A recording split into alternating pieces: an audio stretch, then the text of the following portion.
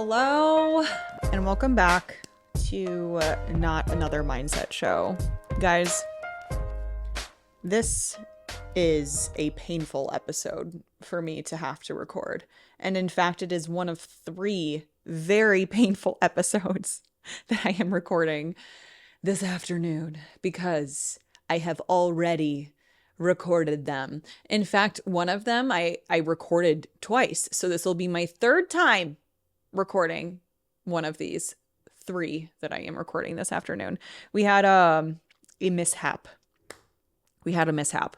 And the video files that I had uploaded to this software, because these are big video files, right? They're like 4K video files that I am sending over to my video editor. Hi, Isaiah, as you're listening to this, you also feel the same pain. However, Isaiah, you're not the one who's actually having to re-record them.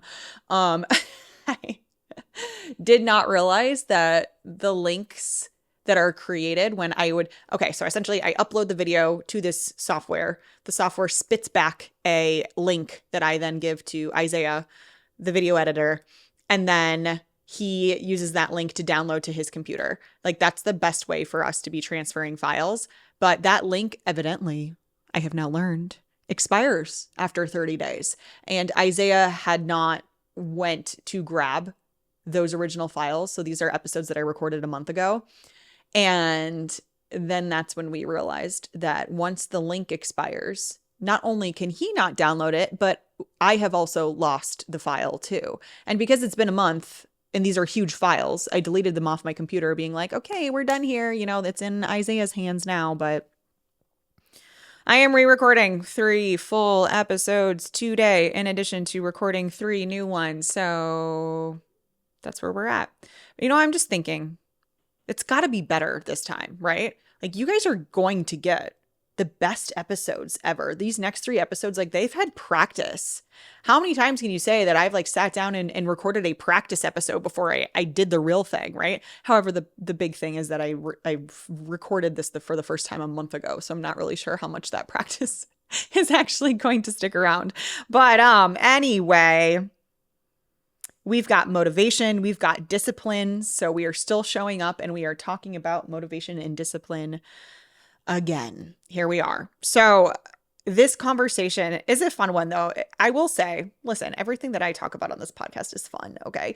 But I went to go back and was like, okay, what are the topics that I'm going to have to talk about again? And I'm like, okay, these are fun ones, you know? But I mean, again, I think all of them are fun. Otherwise, I wouldn't have done it in the first place. But this is a big one because it is a conversation that is constantly being had on the internet. And oh gosh, you know, those big masculine burly men out there talking about how you just need to be disciplined and stop looking for motivation. And there's so much of that out there. And I get it. You cannot expect to be motivated all of the time. I am not motivated all the time. I can tell you, I sure as hell am not motivated to re-record these frickin' podcast episodes. But we're doing it anyway, right? And I think to some degree, because everyone understands you can't expect to be motivated all the time, it is like this flighty character that cannot be relied on, that it feels a little bit like you're let off the hook when we introduce discipline into the conversation instead. So we all understand you can't be motivated all the time, but apparently you can be disciplined all the time. I guess that's like the thought process, right? But it feels a little bit like, okay, phew, good to know, because I don't feel motivated to go to the gym. I don't feel motivated to meal prep. I don't feel motivated all the time to sit down and do some of these business tasks that I don't want to do. So it's good to know that I don't need that and I can just be disciplined instead. You see how it can be like, oh, just be disciplined instead.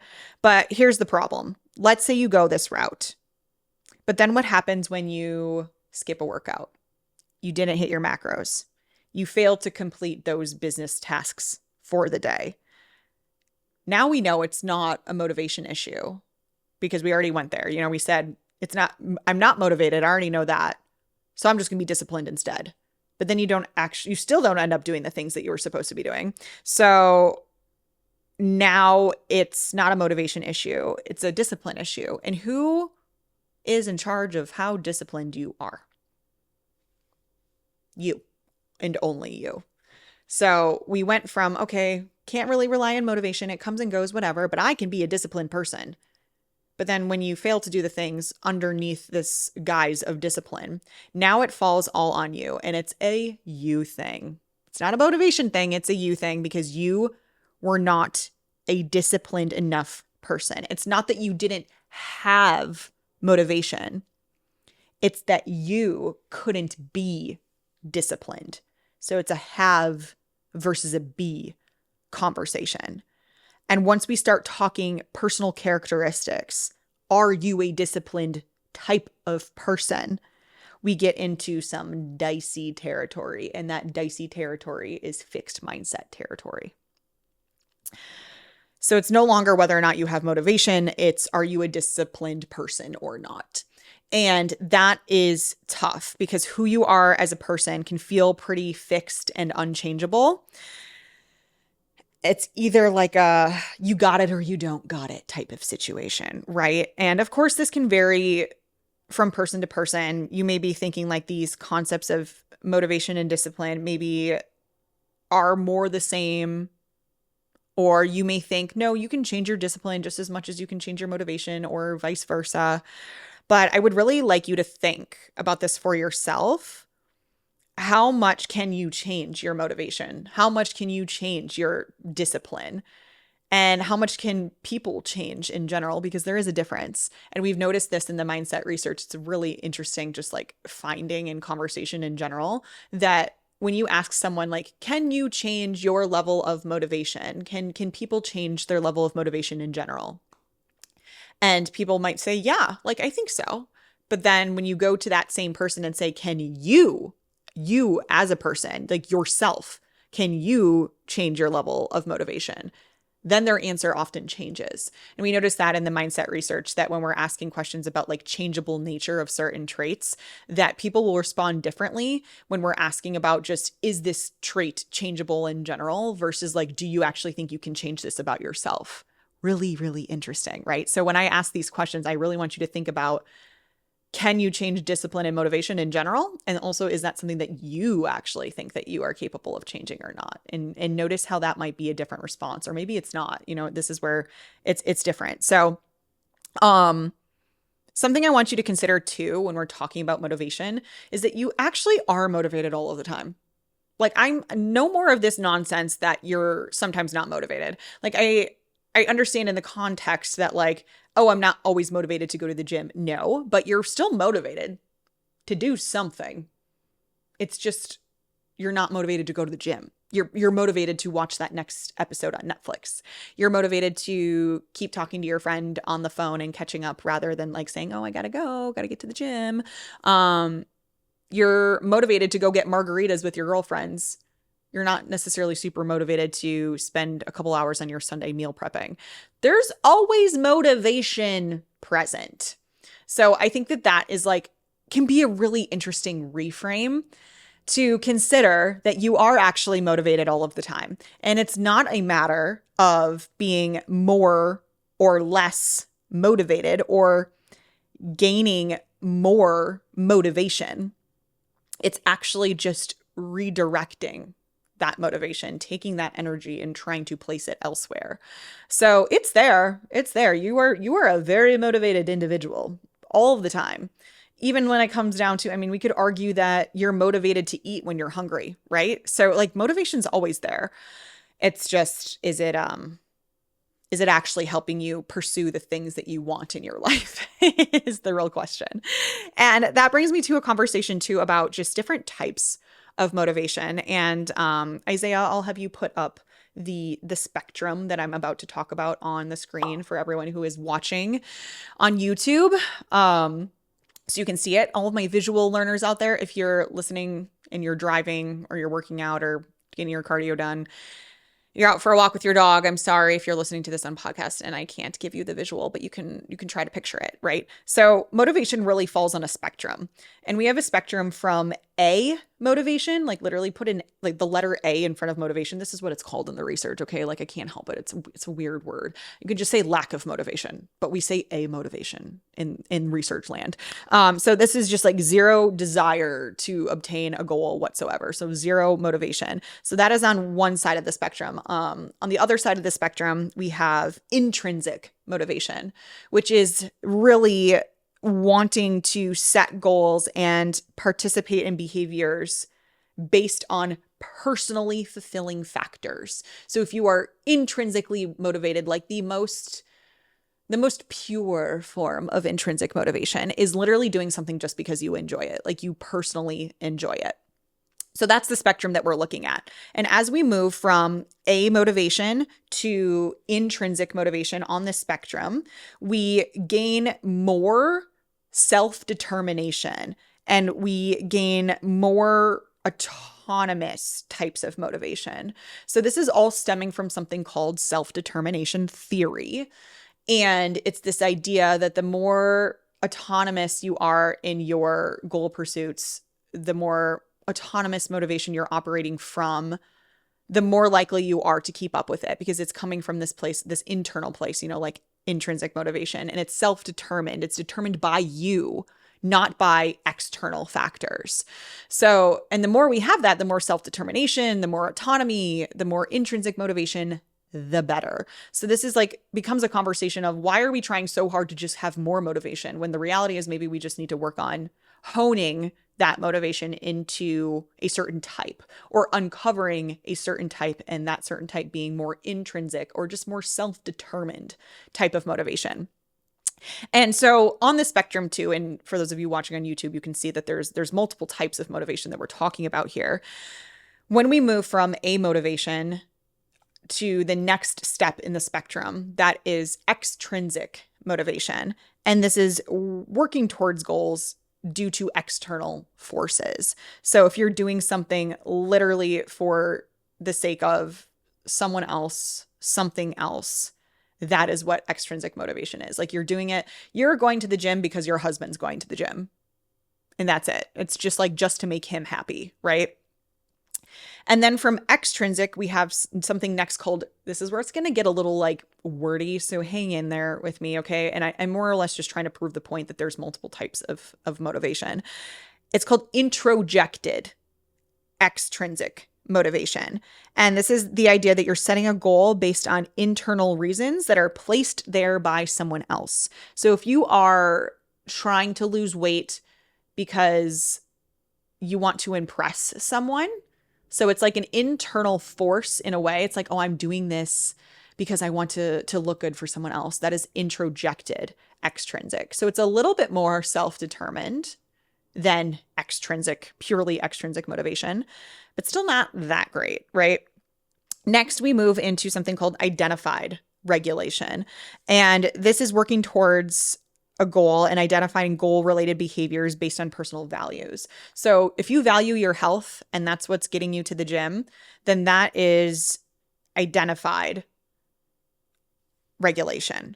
And you're identifying essentially these values that you have and you're operating based on those values. So that sounds pretty good, right? Yeah, we're getting closer to intrinsic. We're getting more autonomous, more self-determined. And the next step right before intrinsic motivation is integrated regulation. And this is working towards a goal via behaviors that align with your identity. So you identify as a healthy person, you identify as an exerciser, you identify as a business owner. So you are doing things because of that identity and sort of like upholding that identity.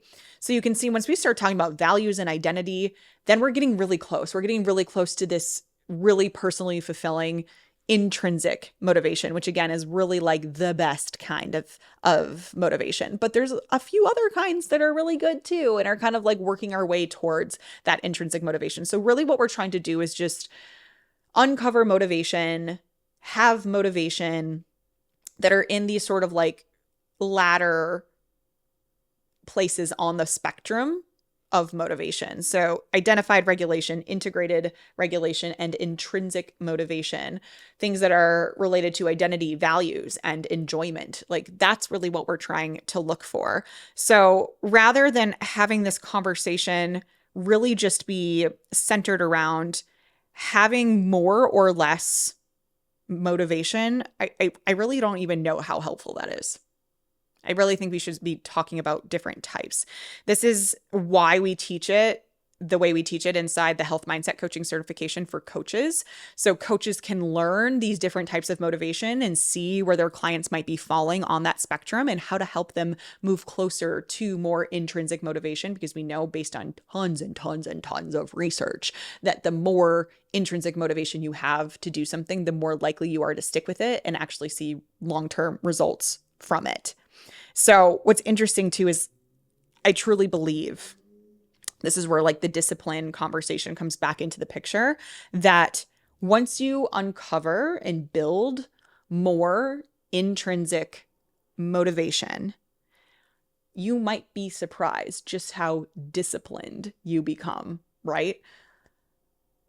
Like really, is it really discipline or is it intrinsic motivation that because people talk about, oh, I'm disciplined because I go to the gym every day, or I go to the gym 5 times a week, whatever it is.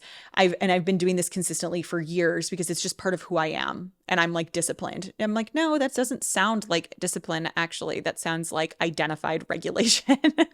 It still sounds like a type of motivation, but you're just motivated by different things. And those things that you're motivated by are actually keeping you more consistent than what other people might be motivated by. And that's keeping them not very consistent, right? So yeah, maybe the argument is that everyone has like some form of motivation unless you're falling in that a motivation category. It's just that some people have types of motivation that are going to allow them to be more consistent with those behaviors than others.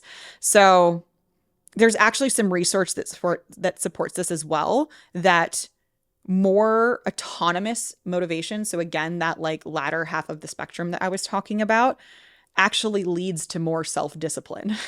So can we really untangle discipline from intrinsic motivation and from these like I identified and integrated types of motivation that are reliant on our values and our identity?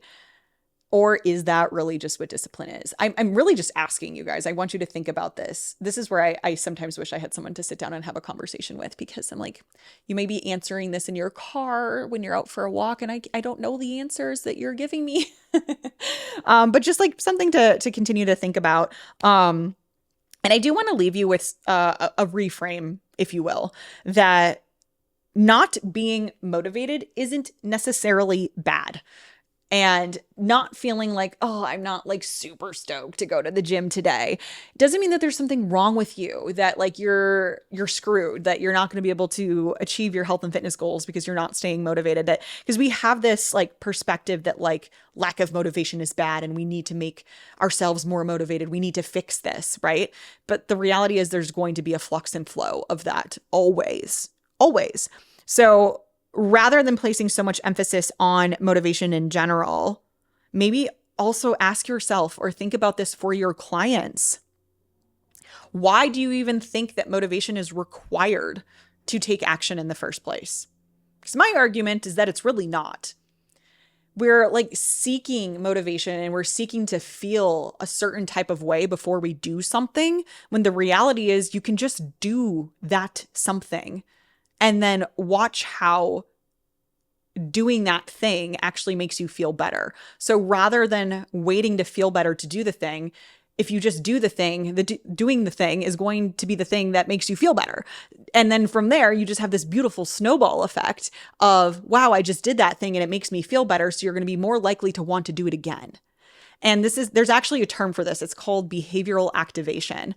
And I think it mostly stems from areas of like anxiety and depression, and how like people who have clinical diagnosis of depression, that they're waiting to take action on things until they feel better. And speaking as someone who has not been clinically depressed, like I can't imagine, or I won't pretend to act like I know what it is like to be clinically depressed. But in the work that this surrounds, this behavioral activation concept, it's this idea of like, if we can help people just like take some steps towards action that once they do that, they actually do start to feel better, and it starts to help alleviate some of these symptoms of depression. And then that just has, again, this beautiful like snowball domino effect to want to keep doing those things, because you're realizing, oh, when I do those things, I feel better. I don't actually have to wait to feel better to do the things. So anyway, long story short, keep in mind, you don't actually need motivation. You don't actually need to be a more disciplined person. You can literally just do it anyway. And that could have just been the whole episode, honestly. But I also just really, really, really want to encourage you to think about motivation and discipline in a different way, and how actually this encouragement of just be more disciplined, don't worry about motivation, like that can actually be kind of like a harmful dialogue in general, because of the mindset aspect of it, where being a disciplined person becomes a matter of characteristics. And if you don't have those traits and characteristics, then what? Then what? Right? So kind of like a slippery slope to a fixed mindset there, if you ask me. So we will leave it at that. And I hope this, if anything, just made you think a little bit differently about these concepts. As always, I would love to hear your feedback. Shoot me a message on Instagram so we can chit chat. And otherwise, I will see you in the next episode. Thanks for listening.